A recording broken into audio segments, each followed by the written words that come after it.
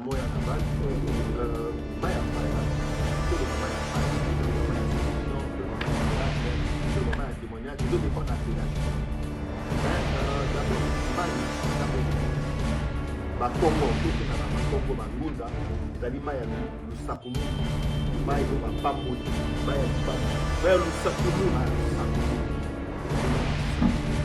bamboka bakongo mingi bayebi yango ezali ya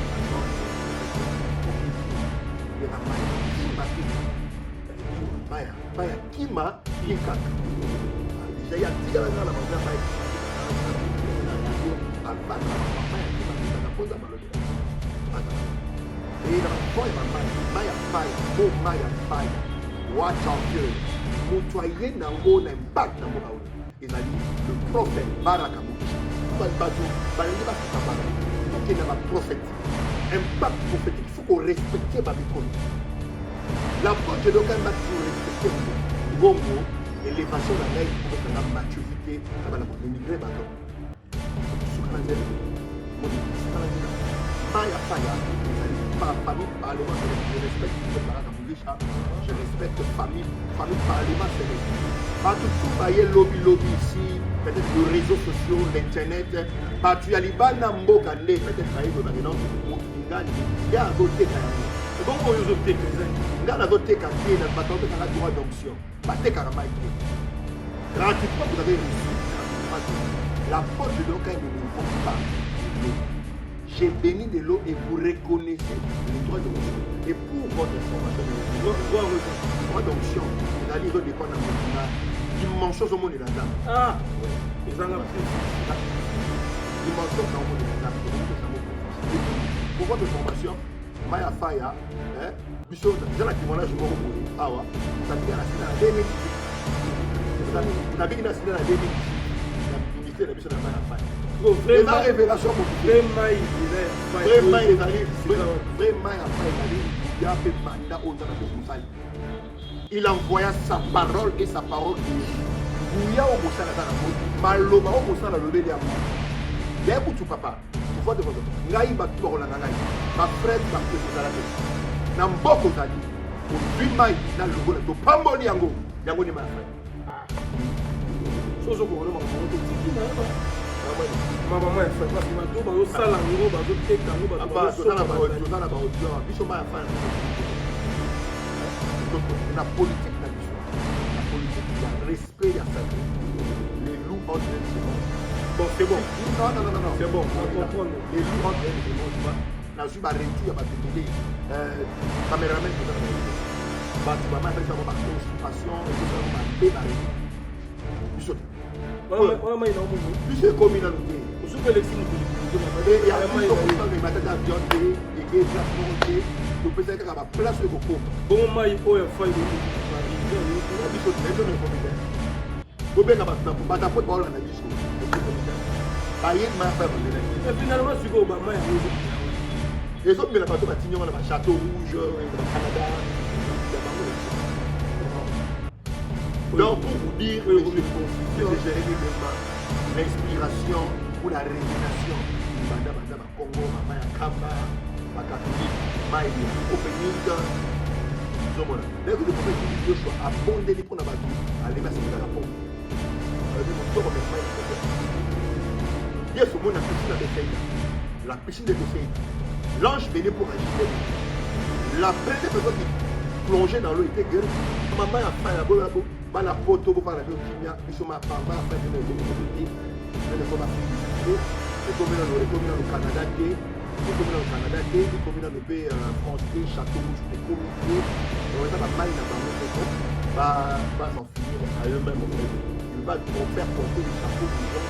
Il fait propre leur. Il va encore dire. Moi, j'ai le respect pour les serviteurs de Dieu. Mbote bandeko bana mokimumba ezali ngai apôtre Gédéon Kaembi AGK prophète lelo dont les choses marchent. Naëli bino bonne nouvelle. Nzamba atuni Moïse, qu'as-tu entre tes mains? Dans la main de Moïse, Moïse avait la verge à lequel il devait faire le miracle. Naëli bino bonne nouvelle. Nzamba ebisinga pona likambo ya mai ya faya. Mokili mobimba na mabele nyonso mokili. Aux en France, aux en Belgique, aux en Suisse, en Allemagne, na Suède, na Autriche, oza na Canada, na États-Unis, oza na Afrique du Sud, na Angola, mai ya fa yango. Ba numéro na biso ezali affiché au bas de l'écran.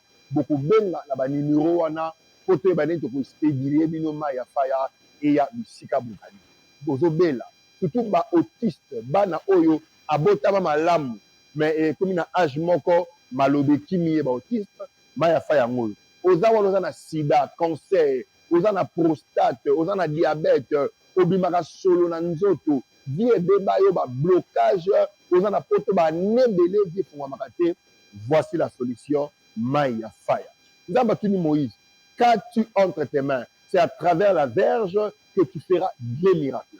Partout ozali, benga biso ba numéro oyo, ba affiché wana, pona kozwa mai oyo okobika. La Bible dit au commencement, l'Esprit de Dieu s'est mouvé au-dessus des eaux. Et ben nakotamba likolo ya mai. Na mai oyo molimo santu azali. Pona kobikisa maladi nyonso. Pona kofungola problème nyonso. Pona kokangola na situation nyonso. Wela mangu obenga na ba numéro wana pona kozwa mai oyo afaya. Nzamba pa mwana. Excellente condition télévisuelle, mesdames et messieurs, très chers amis téléspectateurs. Vous nous captez de partout à travers le monde. Jérémy Louemba, les renards du désert est devant vous. Alors, dans le cadre de fin d'année, je reçois pour vous l'apôtre Gédéon Kaimbe, communément connu sous le nom de AGK. Alors, on va essayer de parler sur l'actualité, c'est vrai, meilleur vœu à tous et à toutes. Sans plus tarder, l'homme de Dieu, apôtre Gédéon Kaimbe, bonsoir. Bonsoir, monsieur Jérémy. Bonne année. Merci pareillement. Je crois que santé, état d'esprit, ça va? Oui, ça va. Tout ça, la prière, il y a 30 jours, qu'il est 31. Nous allons préparer l'année prochaine. Celui qui ne se prépare pas planifie son échec. Donc nous devons nous préparer pour encore faire des exploits l'année prochaine. Merci. Allez, on peut commencer d'abord par la prière, apôtre. Seigneur, nous te bénissons, tendre Père, pour ce moment. Tu as voulu que nous puissions passer sur cette émission, parler des réalités, des choses que tu nous as demandé de parler pour édifier le peuple de Dieu. Seigneur Saint-Esprit, aide-nous. Nous nous opposons à tout ce qui n'est pas de toi. Laisse que les sons de Jésus-Christ parlent plus fort que ceux d'Abel dans cette émission. Au nom de Jésus-Christ, nous avons ainsi prié. Amen. Amen. Voilà, première question qui est apôtre Gédéon Kaimbe.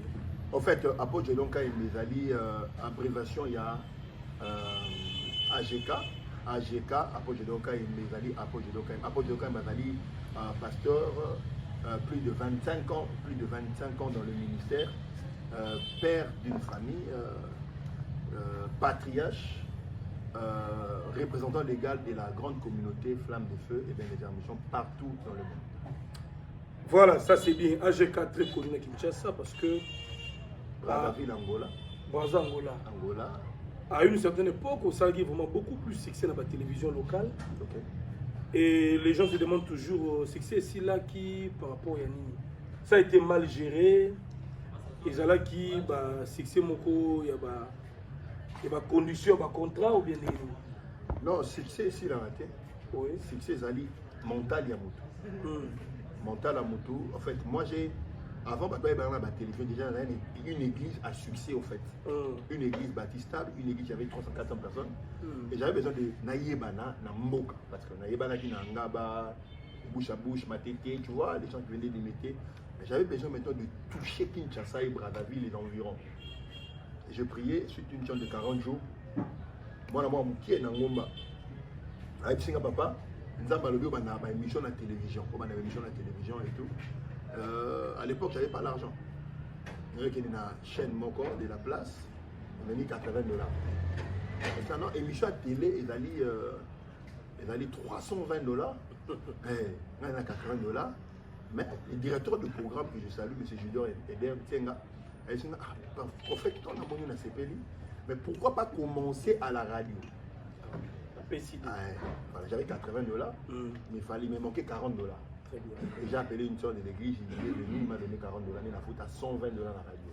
Et j'ai passé le jeudi et la réduction le samedi. Et voilà, c'était parti comme ça. Et j'ai passé à la radio, mais il n'y avait pas de gens qui venaient. Parce que moi, je savais que les gars à la radio, maman, tu maman baillé. Avec le temps. Non, Première émission, deuxième émission, j'ai fait un mois, les gens ne venaient pas à l'église. Et je me suis décidé, na haute retraite il y a 6 mois. La haute retraite il y a 6 mois, c'est au mois de janvier 2018. Mais la haute retraite il y a 6 mois. Et au mois de mai, explosion médiatique.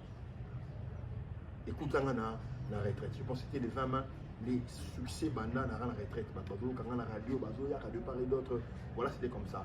Et pour dire que succès est conditionnel, non. Je m'étais focalisé à autre chose. Vous savez, quand vous montez, vous devez vous stabiliser. Dans un moment, il y a stabilité, faire autre chose, maintenir ma brebis, et voilà, nous nous sommes relancés encore. On est là, actuellement. Alors, AGK, quelles sont les grâces ou encore les dons spirituels que Dieu a mis à vous? Les dons, vous parlez des dons spirituels. Les dons spirituels. Je suis un apôtre dans le ministère et j'opère dans le prophétique. Dieu m'utilise par la guérison, la délivrance, les paroles de connaissance et j'ai les dons d'enseignement. Voilà, c'est ça. Alors, c'est qui votre mentor dans les prophétiques, hein, parce que prophétie, le lot, il y a une rage dans Mboka. Prophétie, on en parle partout. J'ai 29 mentors dans chaque domaine. J'ai 29 mentors. Mon mentor dans le prophétique, c'est Père son âme Chibi Joshua. C'est wonderful. Chibi Joshua. C'est lui mon mentor dans le prophétique. Le prophète Chibi Joshua. Parce que moi je suis dans le monde anglophone. C'est le prophète Chibi Joshua qui est mon mentor dans le prophétique. Les Nigériens. Les Nigériens. Chibi Joshua, c'est lui mon mentor dans le prophétique. J'ai aussi un mentor qui m'a aidé dans l'excellence et dans mon ministère de la délivrance, c'est Dayo Samuel qui est mon mentor. Voilà. Et j'ai aussi mon mentor dans l'enseignement, c'est Pasteur Saint. J'ai mon mentor dans l'organisation de l'église, c'est le bishop David Oyedepo. J'ai mon mentor dans la foi, c'est Kenneth Egin. J'ai plus de 29 mentors, donc c'est trop vaste en fait. Mais dans le Congo, vous avez un mentor? Autant qu'il y a Nigérien. La sagesse, on a parlé Pasteur Saint. Pasteur Saint Emma, à la Congolais. Mais il est moins connu. Il est connu. Père spirituel, Père spirituel, et Idaoussa Aïbanarate. Père spirituel, il y a Idaoussa Aïbanarate, mais Idaoussa et moi Aïban. Voilà. Et bon, on a un grand pouvoir. Modèle Nabiso Awa, tout ça, la modèle, il y a foi na prière, papa Tambulkoki. Oui. Modèle, il y a na prière, na sagesse, papa Nabiso Sonika Fouta, que je salue. Na charisme ministériel, nous avons l'apôtre LMK. Donc voilà. Mutombo Kalombo. Donc voilà, Bazé Belé. Et il y a une impactation à sagesse. Il y a un pasteur Espin Bakadi, il y a une impactation à la sagesse, la maîtrise, la calme. Voilà. Allez, merci beaucoup, apôtre Gédéon Kaimbe. AGK, le monde entier nous regarde. Je pense que c'est important, tout le détail. Oui. Mais qu'on se le dise, hein, année pour s'achever. Okay. Quel est le bilan de votre ministère?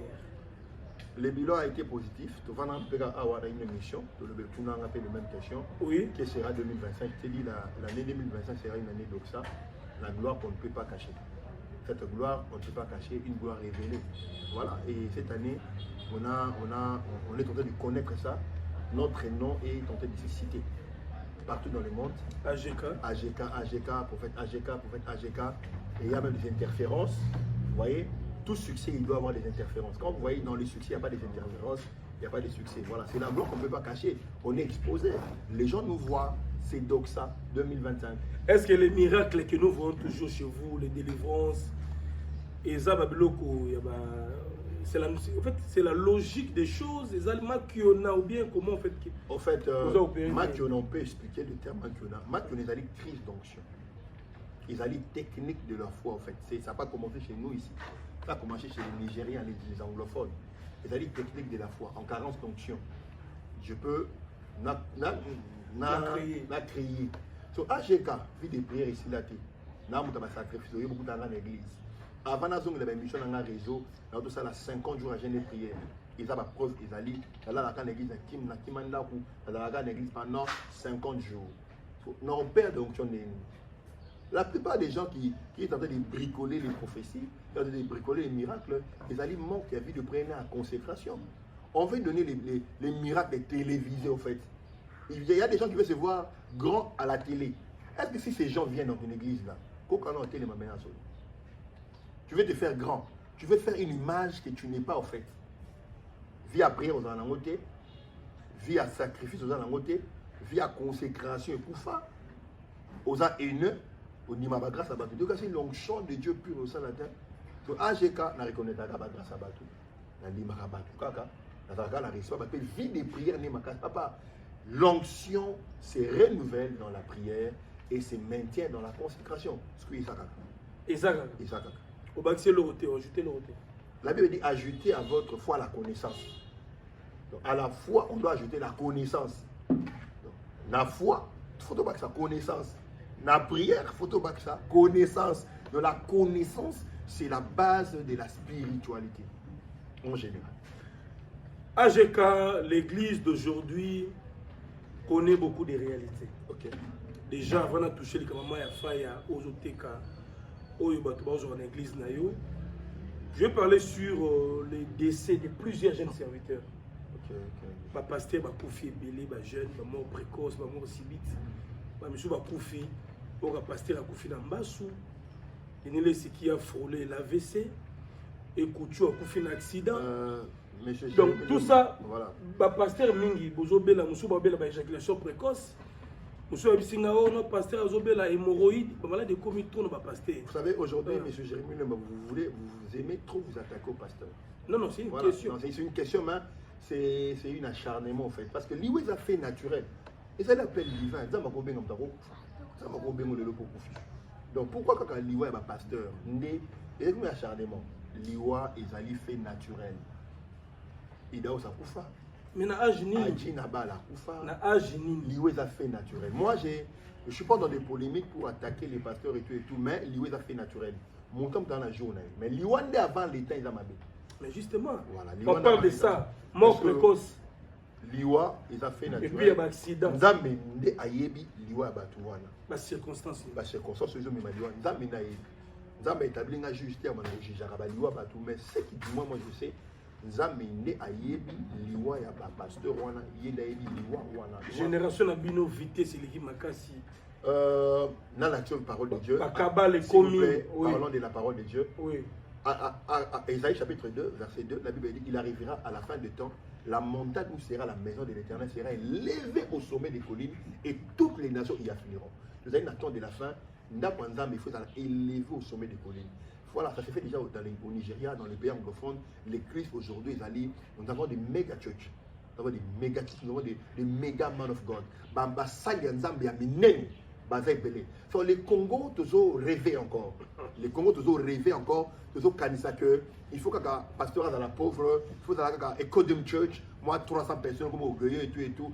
Tous les gens qui font les orgueils là, ils ont combien de filiales? Ils ont des 300, des 200 personnes. Ils sont des Ecodum Church, des petites églises, des voitures d'occasion, un chara d'occasion là, d'orgueil ça l'emporte. Mais si vous allez chez les anglophones là, vous allez voir des méga church où on a des avions, c'est dit, voilà. On est en voie d'arriver. Mais il y a un Nigérian, mais les francophones pensent que les anglophones, actuellement, on peut dire l'apôtre Motomoka Lombo, c'est les pasteurs francophones aujourd'hui actuellement qu'il y a à côté de l'amboka anglophone. Nous voyons les anglophones, école de ministère Togo, Ghana, l'apôtre Motomoka Lombo. Voilà. Donc c'est à dire Ezali inversé, Ezali bongo. Anglophone, mais comment le voir réseau? Vous avez le même réseau? Non, la parole de Dieu n'a pas de réseau. Ça, c'est la sorcellerie, c'est de l'orgueil, tout ça. La parole de Dieu est simple. La parole de Dieu, monsieur Jérémy. Revenons à ma maman, parce que tu as posé. Non, le maman a fait que le long église est commis délivrance et tout est commis conditionné à maï. Maï, mungwa, ndekosomba, citron, tout ça. Tous les comprendre les sous-soutés. Et ça y est, la maï au bénit. Maya Nkamba, bon réveil pays na Maya fire ou toujours batté, ou puis Maya fire original. Parce que l'église tout cas Maya fire. Ok. Origine de Maya. Je vais vous parler à Moya Naval. Oui. Maya fire, tout le Maya fire, tout le Maya solution, tout le Maya miracle, tout le Maya témoignage. Ils ont dépend d'appellation comme autre. Mais d'abord Maya, ils ont au bénit. Ba Congo, ceux qui n'ont pas Congo, ba Ngunza. Ezali maya lu sakumunu maya yo ba pamboli maya di pamboli maya lu sakumunu ezali mai le salomon na bamboka ba Congo mingi ba yebiango. Et je salue en passant le prophète Roger Diwa. Il y a mai ya kima kinkaka. Diwa. Mai ya kima kinkaka. Donc déjà il y a tigala la maman mai kima kinkaka là déjà ba communication na radio avant na maman mai ya kima kinkaka ponza balobela. Azala wana. Et na ba vent ya ba mai ya fire, mo mai ya fire. Watch out fire. Mutoye nango na impact na mboka oyo. Ezali le prophète Baraka Mugisha. Oh, oui, oui, papa. Combo Maya Fire. Obi dit que le prophète dit tout non. Combo Maya Fire. Mutoye révélation wana mo Maya Fire. Ezali le prophète Baraka Mugisha. Famille parlement céleste.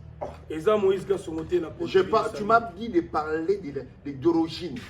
Famille parlement céleste. Bangonde baye na makambu ya Maya Fire. Nous avons le prophète Brian Sentongo, le prophète Papier qui l'a famille parlement céleste à l'époque 2010 wana famille parlement communauté wana parlement céleste ezo yinda kuna Maya Fire. Batu bato de la Maya Fire na parlement céleste. Ozomona fin dollar. C'est-à-dire ezo yinda kuna. Batu nyonso baye lobi awa bazali ba s'inspirer kaka. Oui, c'est mieux. C'est lui qui s'inspire, pas expire. Donc, on peut s'inspirer et actualiser yo. Et le but est que yo n'oye na révélation wana po isa et rien de nouveau sur le soleil. Ah, mais on t'appelle ça en plein. Tout le parce que le roman papa té, on t'appelle té. On t'appelle ça en plein et da Baraka Mugisha. Moïse ka son famille parlement céleste. Eh, moni Baraka Mugisha. Papa to le nom batu balingi ba sakabare. To ke na ba prophète.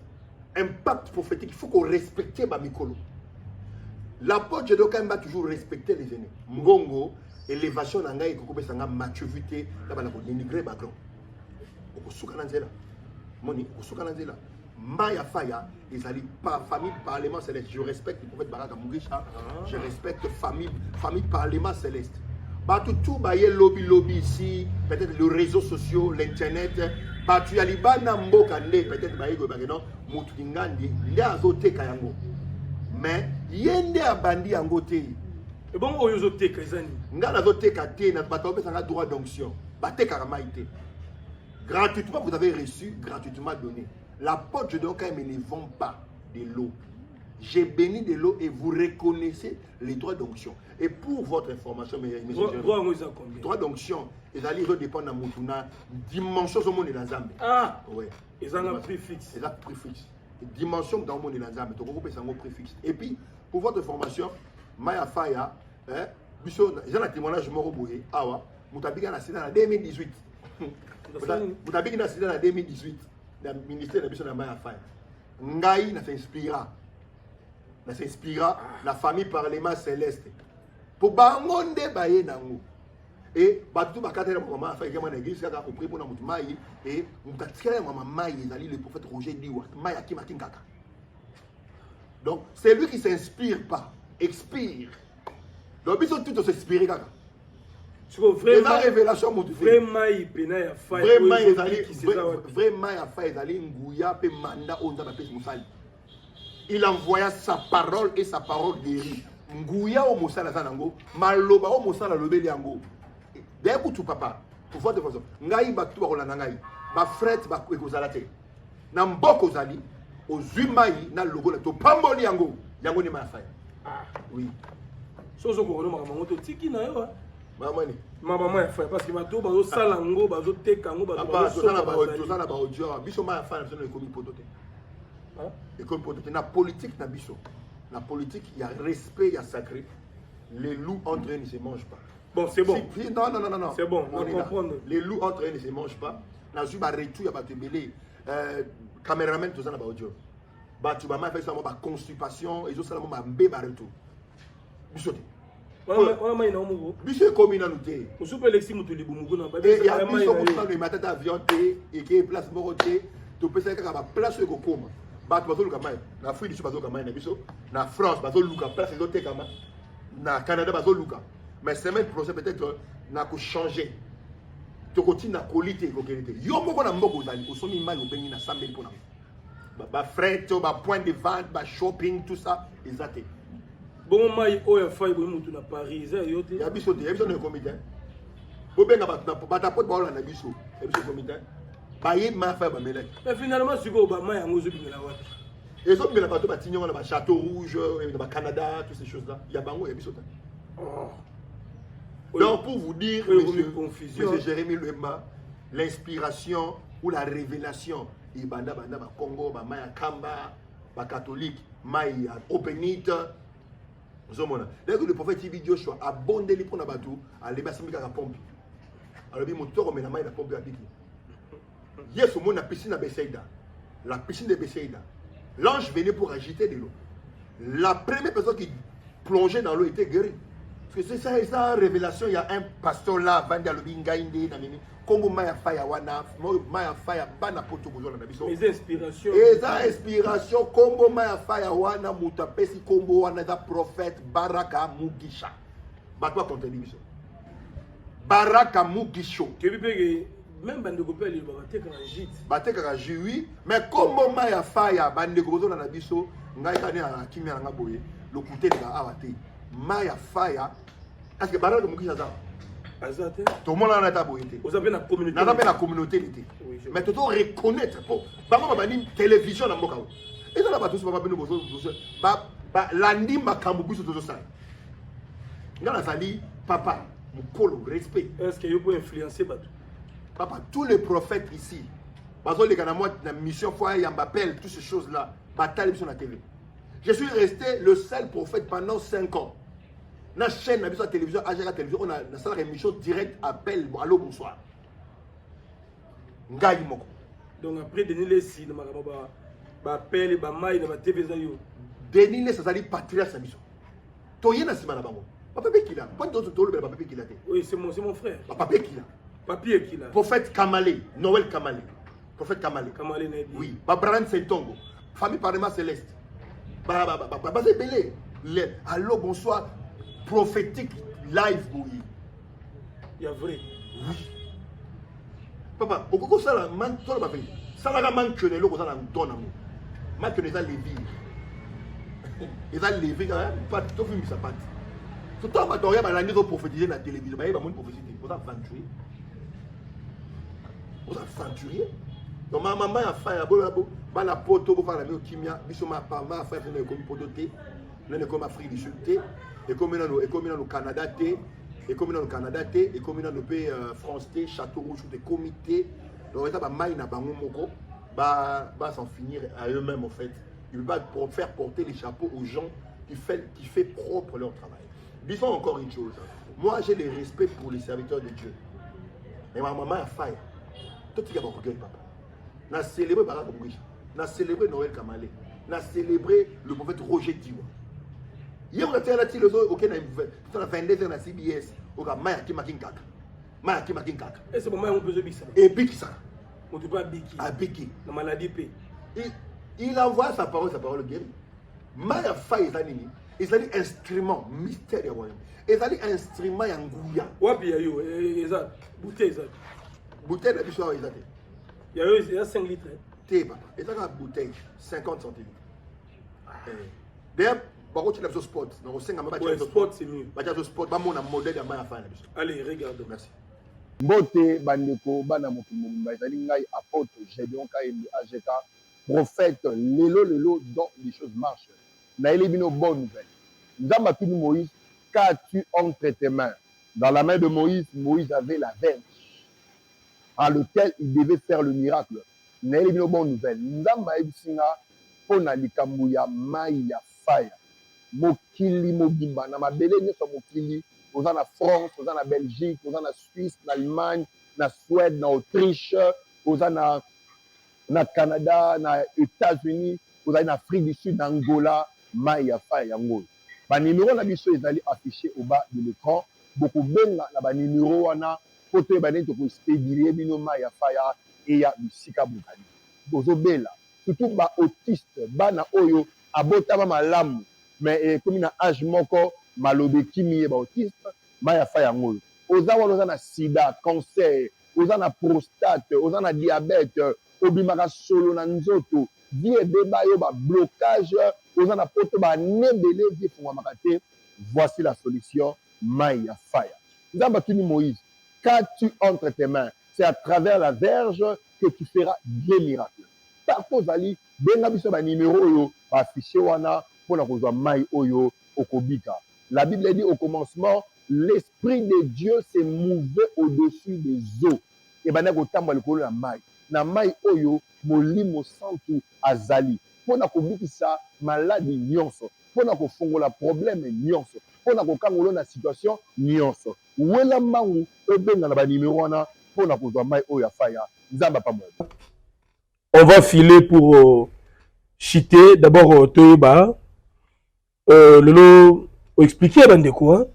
Et puis, ma faya wana, ba point na ezali, ba numéro ezo bima wana, na Afrique du Sud. Obi abino eza na logo te. Il y a biso eza na logo mais eza na photo te. Ah. Il y a biso eza na logo mais eza na photo te. On n'a pas mis de photo. Est-ce que ça vous priez pour na mutuka au nom de Jésus Ntombi katefoka mai? Ezali une directive divine. Une directive divine dans ma gosongo mai, dans ma gosongo mafuta. C'est une directive divine, c'est une doctrine te en fait. C'est une doctrine ya maïté.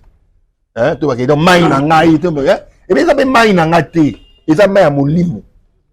Mai à molimo. Mai à molimo. Allez, ça c'est bien. Ba numéro wana ba benga. Ba ko zoango et ko mata, je sais pas des semaines oyo. Nous avons peut-être aboyaki to tina mai a fait en avant. To ekende, mais du moins ba numéro ba moni wana ba benga bango. Ba passer ba commande na bango ba enregistrer bango. Mais on a trop de petits à JK. Qu'est-ce que tu fais encore? Ils ont la tamoro boy ba kanga ki on a la police ou tout ça ba tombolo likolo. Les gens ont tout dit sur vous hein. C'est un faux prophète, magicien tout ça. Est-ce que dans mokili o na mboka oyo pasteur amala mazaso? Le témoignage du Saint-Esprit est plus grand. En fait, ils ont jalousie au fait. Ils ont jalousie, ils ont pu parcours à grand leader.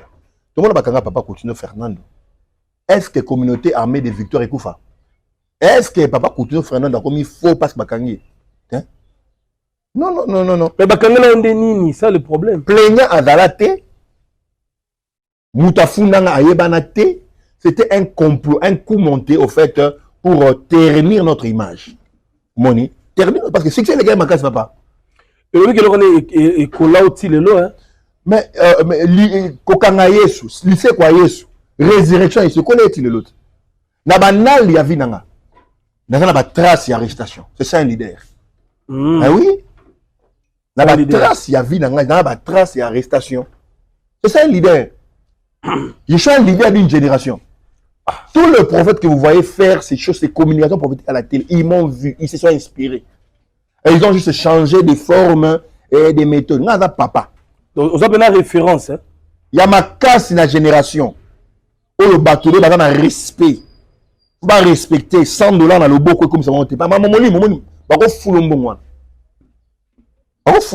Mais par exemple, on va plus conflictuel, on a pas conflit. Non, moi je n'ai pas de conflit avec les gens. Avec qui? Moi je ne suis pas conflictuel. Je sais respecter les gens dans la leki. La robin est petite. Leki n'a pas de vieux. Il y a à reconnaître. Voilà. Ma prophète est belé, on est avec un bon terme. Je suis bien avec tout le monde. Et j'ai de très bons souvenirs. Hein. On doit le dire. J'ai de très bons souvenirs pour le prophète apôtre Moïse Kassongo. Ah, okay. À un moment là, il a été un bon. Il m'a vraiment soutenu à respecter le leadership Nabiso, à lui, patriarche, à père. J'avais un problème de loyer à l'époque. Il m'a donné $400. C'est un bon type. C'est un bon type. Voilà. Il respecte notre paternité dans la ville, au fait. Parce que mais chacun fait. Quand il est venu de Colombie, il m'a trouvé. Il passait dans ma chaîne de télévision. AGK Télévision Congo, prophète apporte Moïse dans le cas. Mais lui aussi, tu reconnais. Moi, je l'aime beaucoup. Je l'aime beaucoup. Alors, merci beaucoup. Merci beaucoup, AGK. Quand même, quelles sont vos ambitions pour 2026? Explosion. Zamba 2026. Zamba 2026, c'est l'année, il y a ma grande réconciliation. Et l'année où, d'abord, tournir décisif, il y a un mot qu'on a bichou, très élevé, la échéance internationale.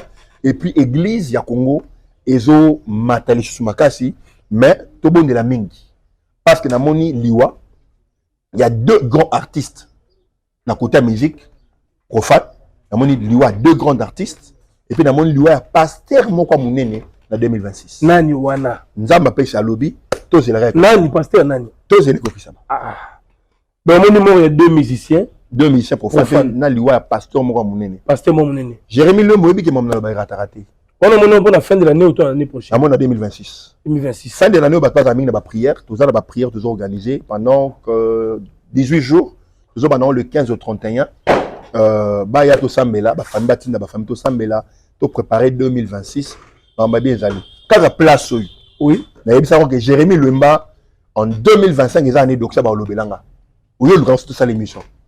Donc, quand un prophète parle, les choses qu'il dit s'accomplissent. Vous êtes témoin de tout ce qu'on en a dit.